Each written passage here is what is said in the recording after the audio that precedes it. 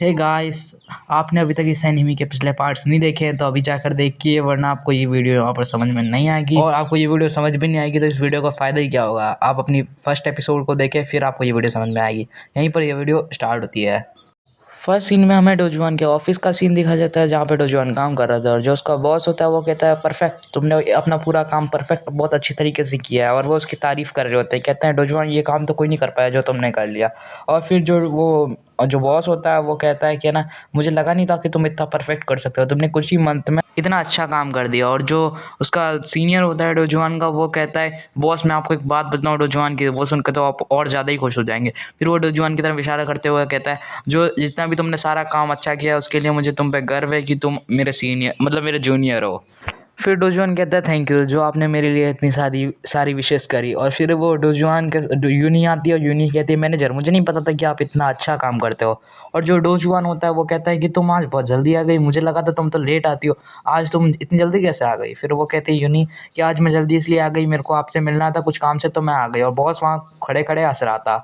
और जो यूनी होती है वो कहती है मुझे आपसे कुछ बारे में बात करनी थी, आप प्लीज़ मेरे साथ अपनी सीट पे आएंगे।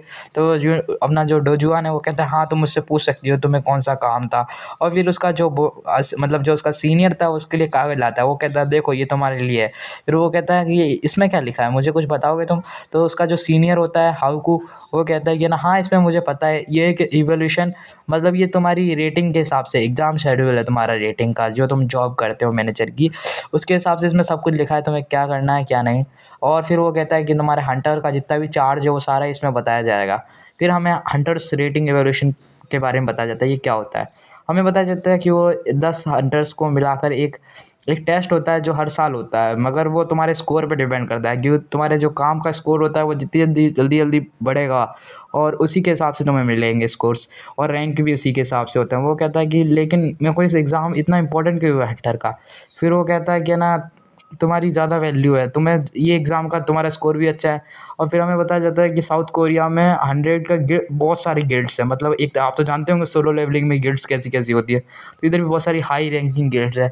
हर गिल्ड्स तुम्हें तुम्हारे एग्ज़ाम के हिसाब से जैसे तुम्हारा रैंक होगा तुम्हें उसके हिसाब से लेंगी कि भाई तुम्हें ट्रांसफ़र करेंगे, भाई तुम हमारी गिल्ड में आ जाओ, इस गिल्ड में आ जाओ, उस गिल्ड में आ जाओ, सब तुम्हें बुलाएंगे। यही होता है द रेटिंग एवोल्यूशन एग्ज़ाम। इसलिए तुम्हें इस एग्ज़ाम में कैसे भी करके पास होना होगा और यही मार्केटिंग है, तुम्हें इसको अच्छे से समझना होगा। फिर सीन शिफ्ट होता है, फिर हमें दिखाया जाता है जो डोजुआन का सीनियर होता है वो उससे कहता है कि तुम्हें क्या पता है हमारे जो चीफ़ हैं बहुत ज़्यादा टेंशन में रहने लगे हैं। वो पूछता है कि ऐसा क्यों, तुम्हें कुछ पता है कि क्यों वो टेंशन में रहने लगे हैं। वो कहते हैं कि हर किसी के पास अपना खुद का हायर एक वो होना चाहिए, मतलब एक हायर हंटर होना चाहिए, मगर हमारे पास कोई भी हायर हंटर नहीं है। और मिस येजी चा हैं मगर उनका लेवल भी इतना हाई नहीं है।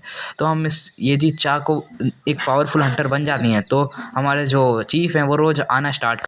फिर हमें दिखाया जाता है जो सीनियर होता है डोजुआन का, वो मिस येजी का 2 हफ्ते का एग्ज़ाम डिटेल देखने लग जाता है। फिर जो डोजुआन होता है वो कहता है कि हाँ ये भी एक हायर ट्रांसफ़र और रेटिंग इवोल्यूशन में ये भी हो सकती हैं। तो वो उनकी जांच करता है मगर वो होती नहीं है। वो कहती है कि ना मेरा कोई भी कॉन्ट्रैक्ट न्यू नहीं है, मतलब वापस रीएन्यू कराना पड़ेगा। फिर जो हमारा डोजुआन है वो कहता है तुम चिंता लेने की कोई ज़रूरत नहीं है, वो सब मैं मेरे ऊपर तुम भरोसा रखो, मैं सब कुछ कर दूँगा। और फिर हमें दिखाया जाता है जो डोजुआन होता है वो कहता है हाँ ऐसा हो सकता है कि जो हमारी मिस चा ये जी हैं वो ज़्यादा पावरफुल हंटर नहीं है, मगर फिर भी हम उन्हें पावरफुल कर सकते हैं। फिर ऐसे ही वो अपने मन में सोच रहा होता है। वो कहता है कि मैं इनके पावर इंक्रीज़ करूँगा और इनकी फ़ीस इंक्रीज़ करूँगा और ये इनको एफ रैंक से और आगे बढ़ाऊँगा मैं। ऐसा वो सोच रहा होता है वो मन में अपने। और फिर जो मिस ये जी होती है, मतलब जो चा ये जी होती हैं, वो भी उसकी तरफ देख रही होती हैं। फिर डोजुआन उनकी तरफ देखता है, वो कहता है आपको चिंता करने की कोई ज़रूरत नहीं है। फिर वो सोचता है कि ना ये माना का इस्तेमाल नहीं कर सकती क्योंकि ये एक श्रापित लड़की है। फिर वो लड़की के बारे में बताने लग जाता है चा ये जी के बारे में कि उनका लेवल बढ़ नहीं सकता बिना माना के, और माना के बिना बढ़ तो जाएगा मगर माना बहुत ज़रूरी चीज़ है क्योंकि माना से हमारी फिजिकल और इंक्रीज़ होती है हंटर्स, जिससे हम एक तरह से माना इंजेक्शन की तरह काम आता है जो हमारी हेल्थ को और ज़्यादा पावरफुल बनाता है, जिससे चा ये जी पावरफुल हो सकती थी मगर वो एक श्रापित लड़की है, कर भी क्या सकते हैं। फिर वो मन में सोचने लग जाता है कि मैं मेरे बस चलता तो मैंने ई रैंक का एक हंटर बना सकता। ऐसे ही वो अपने मन में सोच रहा होता है। फिर हमें दिखाया जाता है जो चाय जी होती हैं वो थोड़ा दुखी बैठी होती हैं। वो कहती हैं क्या कर सकते हैं वो कुछ भी, मतलब वो ऐसे ही कुछ पता नहीं फालतू बकवास कर रही होती है अपने मन में। और वो अपने कपड़ों को पता नहीं क्या कर रही होती है। फिर कहती है काश मैं वापस पैदा हो जाती एफ रैंक के हंटर से, जिससे मेरे पे माना इस्तेमाल किया जा सकता है, मगर कर भी क्या सकते हैं। वैसे ही वो दुखी हो रही होती है। जो फिर हमारा जो अब मेन कैरेक्टर डोजुआन है, वो कहता है कि तुम्हें चिंता करने की कोई ज़रूरत नहीं है, तुम मेरे साथ रहना, मैं तुम्हारी हेल्प करूँगा और तुम्हें एफ रैंक से और ज़्यादा हाई रैंक पे प्रमोट करूँगा और तुम्हारी पावर को बढ़ाऊँगा, ऐसा वो कहता है। और तुम्हें चिंता करने की कोई ज़रूरत नहीं है, मैं रिफ्ट्स में तुम्हारी हेल्प करूँगा तुम्हारी पावर बढ़ाने में और तुम्हारी फिजिकल एबिलिटीज़ में। वो कहती है कि लेकिन तुम ऐसा कैसे कर सकते हो, तुम तो एक नॉर्मल ह्यूमन हो। फिर हमारा जो मेन कैरेक्टर डोजुआन है वो कहता है मैं देखने में तो एक सीधा साधा नॉर्मल इंसान लगता हूँ, मगर मैं हूँ एक हंटर। ये बात थोड़ी अजीब सी है, मगर मैं सही में एक हंटर हूँ, मैं तुम्हारी हेल्प कर सकता हूँ।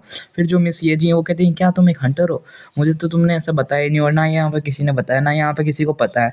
वो कहती है लगता है कि सब कुछ पता लगाने वाली पहली व्यक्ति मैं ही हूँ, ऐसा वो खुश हो रही होती है। और फिर हमें दिखाया जाता है कि हंटर्स ट्रेनिंग रूम दिखाया जाता है जहाँ पे हंटर्स ट्रेनिंग करते हैं। और जो हमारा मेन कैरेक्टर डोजुआन होता है वो यूनही के साथ आ गया होता है, मतलब जो लड़की है चाहिए जी। और उधर देखती है तो यहाँ पे प्रैक्टिस बहुत पावरफुल वेपन्स रखे होते हैं और तलवार की ट्रेनिंग और बहुत सारे पुतले रखे होते हैं जिन पे ट्रेनिंग की जाती है। वो कहता है डोजुआन कि ये बहुत पावरफुल जगह है, यहाँ पे तुम अपनी ट्रेनिंग कर सकती हो और यहाँ पे तुम अपना लेवल अप कर सकती हो, ऐसा वो उससे कह देता है। और जो डोजुआन है वो सोचता है कि ये दीवार भी ठीक है, ये टूटेगी नहीं इतनी जल्दी, और वो ऐसे ही कुछ सोच रहा होता है। वो कहता है कि ये माना को बेशक अपने अंदर एब्जॉर्ब नहीं कर सकती, मगर फिर भी मैं इसको पावरफुल बना दूँगा, ऐसा वो कह रहा होता है।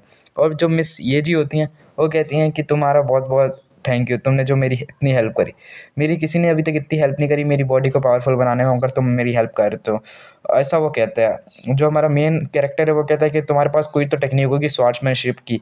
वो कहती है हाँ मुझ पे टेक्निक्स तो लिखी हैं, मगर तुम्हें दिखाऊँ क्या, ऐसा वो कहती है। और जो हमारा कहता है कि हाँ मुझे देखनी पड़ेंगी तभी कुछ हो पाएगा। फिर वो अपने पास बैग में से कुछ निकालने लग जाती है, सदा वो किताब निकालने लग जाती है। फिर हमें दिखाया जाता है कि वो कुछ निकाल भी लेती है और वो कहते हैं ये मेरी किताब है, इसमें सारी स्वॉर्ड्समैनशिप मतलब सारी तलवारबाजी की स्किल्स लिखी हैं, इसको मैं माहिर कर लूँगी तो मैं एक पावरफुल हंटर बन सकती हूँ, तुम एक बार देखो तो। और वो कहता है ठीक है मैं इसको चेक करता हूँ। और फिर वो उसके नोट्स को पढ़ने लग जाता है और देखने लग जाता है। और वो किताब और जो मिस येजी होती हैं वो भी पीछे से उधर से देख रही होती हैं कि ये क्या कर रहा है। उसमें बहुत कुछ लिखा होता है मगर वो अपने काम का कुछ नहीं है तो अपन इस पे ज़्यादा ध्यान नहीं देते हैं। ऐसे ही उस पे इतना कुछ लिखा होता है यूनिवर्स के बारे में, 3 तलवारों की ट्रिक्स हैं, ऐसा ही फालतू फालतू बातें लिखी होती हैं, हमारे लिए कोई ज़रूरी बात नहीं है जो हम इस पे ज़्यादा ध्यान दें। फिर हमें दिखाया जाता है मिस येजी होती हैं वो कहती है कि ना ये मैंने खुद ड्रॉ करी हैं, तो है ना तुम्हें मेरी ड्राइंग वैसे भी इतनी ख़ास नहीं है मगर फिर भी तुम प्लीज़ देख के एडजस्ट कर लेना। वो कहता है ठीक है। और फिर वो देखता है ड्राइंग्स उसकी, तो उसकी ड्राइंग्स में तलवारबाजी के बहुत ज़्यादा इसके तरीके लिखे होते हैं मगर वो उसकी ड्राइंग थोड़ी ख़ास नहीं होती। और फिर हमें दिखाया जाता है तलवार घुमाने का तरीका क्या करना है और ऐसा उसमें बहुत सारी ट्रिक्स लिखी होती हैं कि हमें क्या किस तरीके से हम तलवार को माहिर कर सकते हैं। जैसे तलवारबाजी की बहुत सारी ट्रिक्स लिखी होती हैं। और जो मिस येजी होती हैं वो कहती है कि मेरी ये मैंने खुद ही लिखी हुई हैं स्वॉर्ड्समैनशिप। वो कहता है यार ये तुमने सारी खुद लिखी हैं, ये तो बहुत बड़ी बात है, ये तो पुराने ज़माने के जिन स्वॉर्डमैन का एक बंदा था जो इन सबको काबू कर रखा था, वो सबसे पावरफुल स्वॉर्ड्समैन था, ऐसा पता नहीं कौन बता रहा है, हमारी जो कहानी सुनाने वाला बता रहा है। फिर हमें दिखाया जाता है कि ना वही बंदे के बारे में बताया जाता है, वो दुनिया का सबसे पावरफुल वॉरियर था, वो धरती पे रहता था मगर वो हेवंस के स्वर्ग लोगों की तरह पावरफुल था। और फिर हमें दिखाया जाता है उस बंदे के बारे में, वो बंदा एक बहुत बड़ा जीनियस था जिसके पास तीनों टेक्निक थी स्वॉर्ड्समैनशिप की जो बहुत ज़्यादा पावरफुल थी। उसने बड़े बड़े लोगों को हराया तलवारबाजी में और अभी तक उससे कोई नहीं जीत पाया।